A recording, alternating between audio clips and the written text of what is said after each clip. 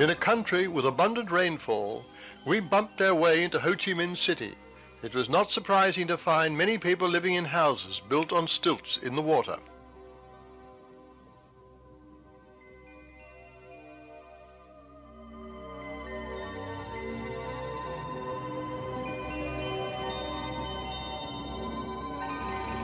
Ho Chi Minh City, formerly Saigon, is Vietnam's largest city.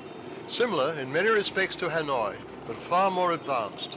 Cars are more numerous, and motorcycles, the main mode of transport, outnumber the push bikes. This is a city of wide boulevards and also narrow streets.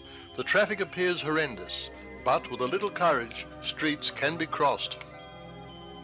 The Hotel-De-Ville, or Town Hall, at one end of Le Loire Boulevard, is one of the buildings left of the French occupation.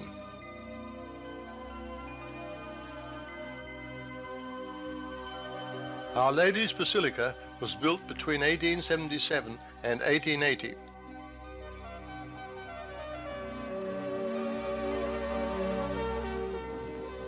The GPO is another of the many reminders of the time when this city of Saigon was the capital of all Indochina. One day we found a small park, and the next morning watched small communists being trained in obedience and conformity.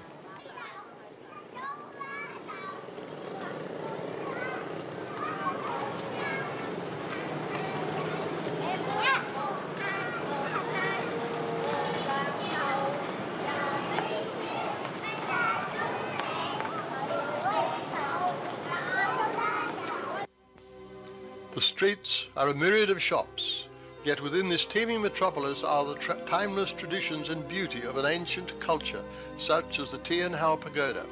As you enter, you are stopped by the beauty of the stone-carved frieze topping the wall of the entrance area.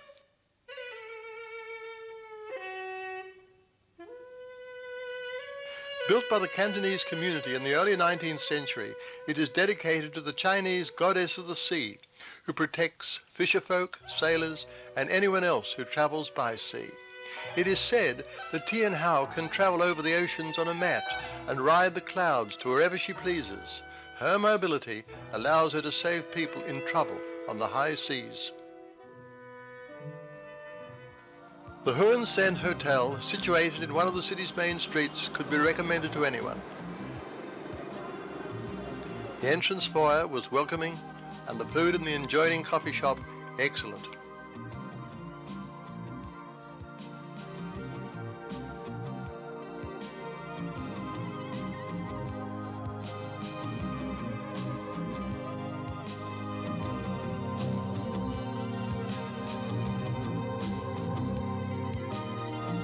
The city has many heavy industries and is connected to the sea by way of the Saigon River and the Mekong Delta.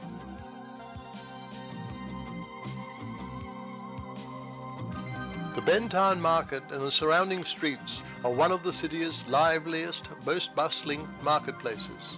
Everything commonly eaten, worn, or used can be obtained here. The old slogan fits: if we have not got it, you don't need it. An artist's painting school was wide to the street as you passed by. This new 5-star hotel under construction was indicative of the city's vitality, and Australian firms like Transfield were evident. One of the main thoroughfares, the peasants were busy selling their produce.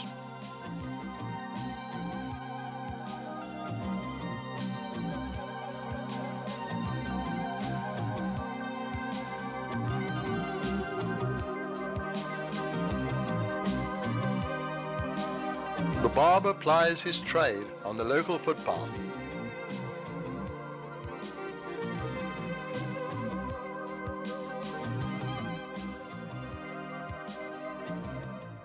As we move out of the central business district, it is not far before farmlands are met.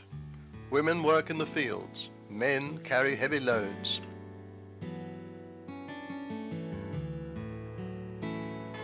Duck farming, probably because of the abundance of water, is a very common enterprise.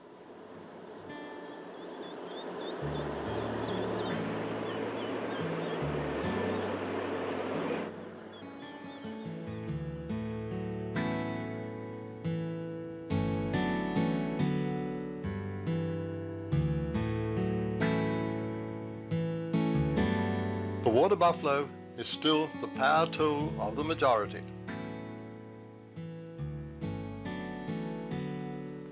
The mighty Mekong is about 80 kilometers out of the city, and our first stop was at a Buddhist monastery, a rather outstanding building in a beautiful garden setting.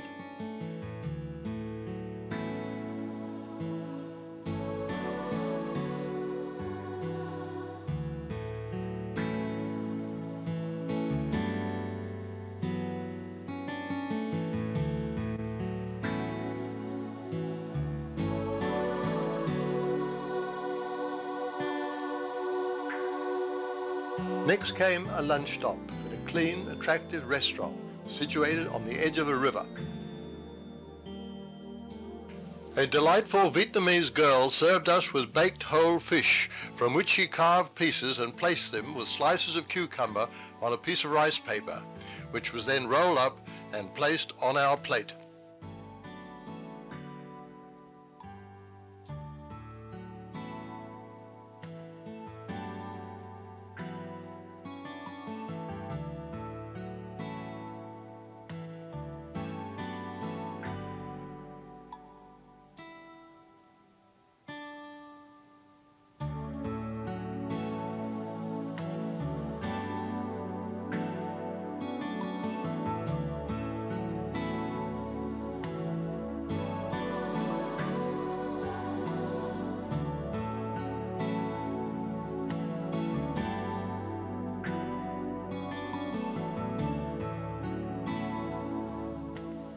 After this we had first a large prawn, a bowl of rice, some cooked pork, and then a steamboat from which steaming hot vegetables were served.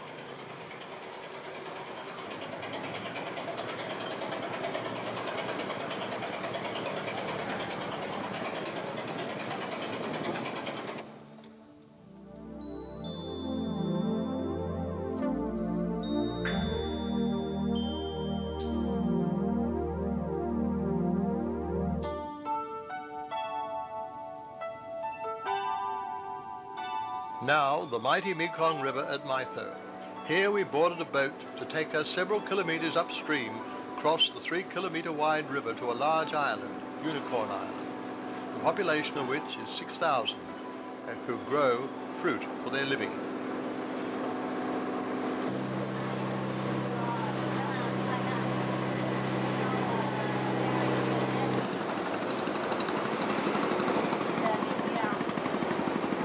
On landing, we see a modernized effigy of a dragon.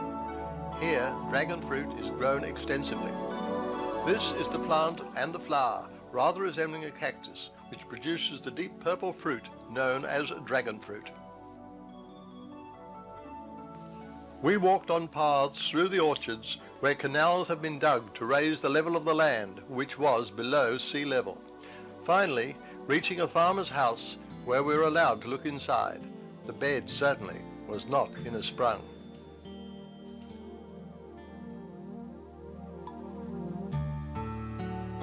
One of the girls describes the properties of their palm tree.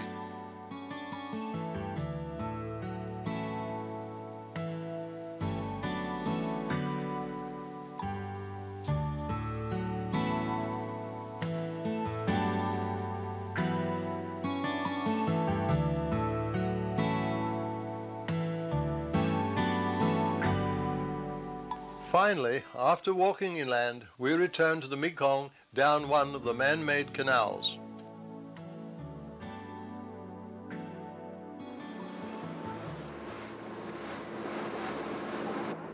The Divine Eye of Pagodaism, a religion founded in 1926.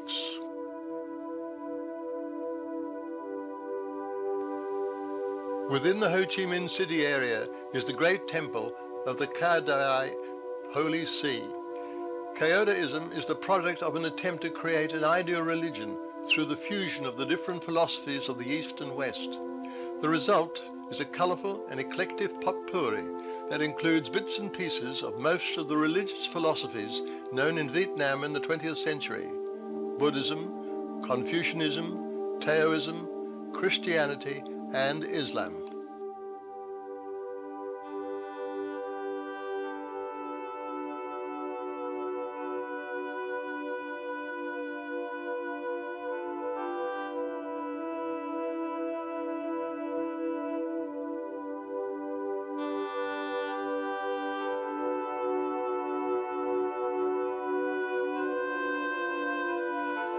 Prayers are conducted every day at 6 a.m., noon, 6 p.m.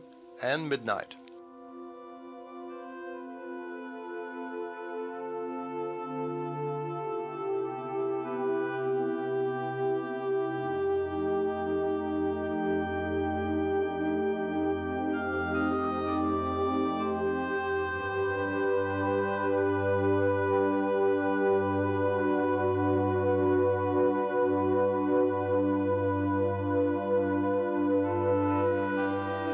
Pagodaism ethics are based on the Buddhist ideal of a good person: no killing, no lying, luxurious living, sensuality, or stealing. They preach priestly celibacy and vegetarianism.